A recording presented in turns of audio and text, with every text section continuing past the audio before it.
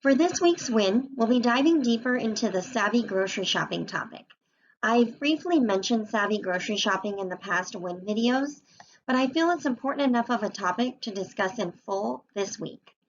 There are so many sources of influence in our world, with the grocery store being one of them. Have you ever gone to the store for a specific thing and then ended up leaving with a bunch of items you didn't need, but you saw them while you were at the store? That's good marketing at work. Hopefully after today, you'll have a few takeaways that'll help you be less likely to be swayed by the many influences at the grocery store. Number one, avoid buying on impulse. The best way to avoid impulse shopping at the grocery store is to make a list and to stick to that list. Basing that grocery list off of a meal plan that you've organized for the week can help you to only buy what you need and hopefully prevent you from wasting food and money. Also, avoid shopping when you're hungry. If you've ever gone to the grocery store hungry, you'll know that it contributes to impulse buying things you didn't plan to or normally you wouldn't buy. Another influence on impulse buying is the end of aisle and checkout counter displays. They're very crafty in how and where they place items to influence shoppers to buy a product. You can stick to your list the whole time and then be swayed by a product that you see while you're waiting to check out. That's why the rule of sticking to only what is on your list will help you to refrain from that impulse buying. Check out your grocery store sales ad and plan your meals and grocery list after what is on sale and in season. Likely, the in-season produce will be on the sales ad of the grocery store. Also, look for the 2-for-1 offers and discounts on food that you can keep longer, like pasta, rice, cereals. This is a great way to save money, get ideas to what you can use to create your meals for the meal planning.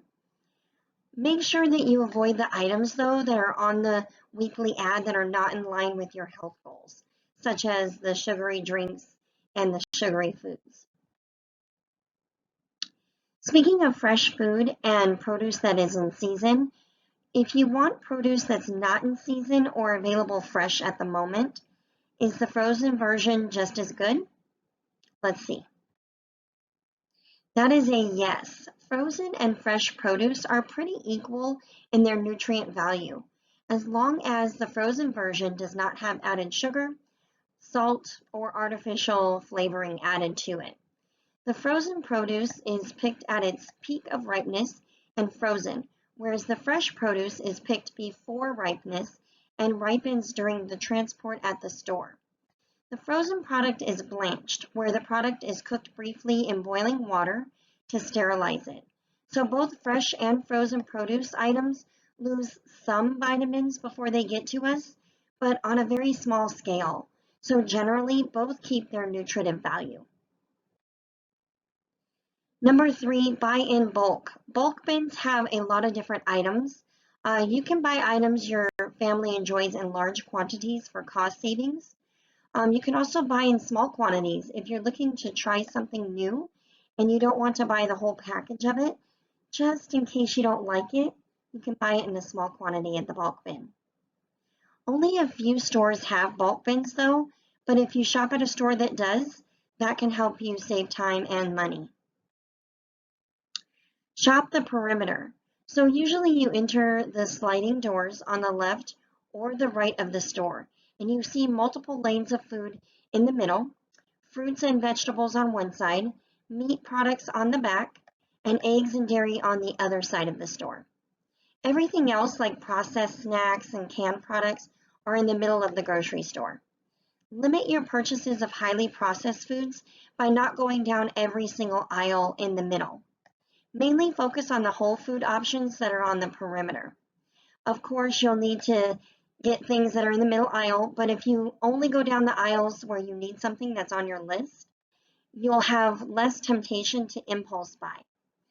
There's marketing and product placement everywhere, and that can be very influential on us when we see it.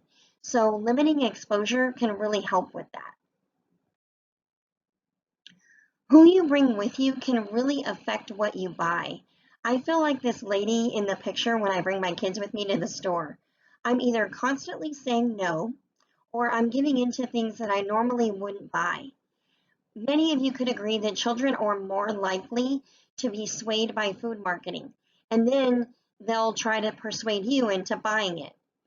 This can happen with adult shopping partners as well. It's important to be mindful of that and maybe even choose to go alone. If your shopping buddy is an older child or an adult, you can likely have a conversation with them before the grocery trip to help them to be less of an accomplice and more of a helper to you, to stick to the grocery list and to help you stick to your health goals. Number 6, fashion your cart after the plate method. That's half fruits and vegetables, a quarter of your cart being whole grains or grains of some sort, and another quarter with lean proteins, either meat or vegetable protein. If you shoot for this, you're mainly going to be buying whole foods, which it will also help you stick to your healthy eating goals as well. These are just a few savvy grocery shopping tips that I went over. There are potentially more, but these are the main ones that, if implemented, could really help you to save time, money, and stick to your health goals. I want to note that I took this picture at the farmers market that occurs on Wednesdays in downtown Riverside. The produce is always beautiful and plentiful at these farmers markets. If you only need produce and don't want to expose yourself to the other marketing forces at the grocery stores, you can always hit your local farmers markets for their beautiful and fresh produce. Have fun being a savvy grocery shopper.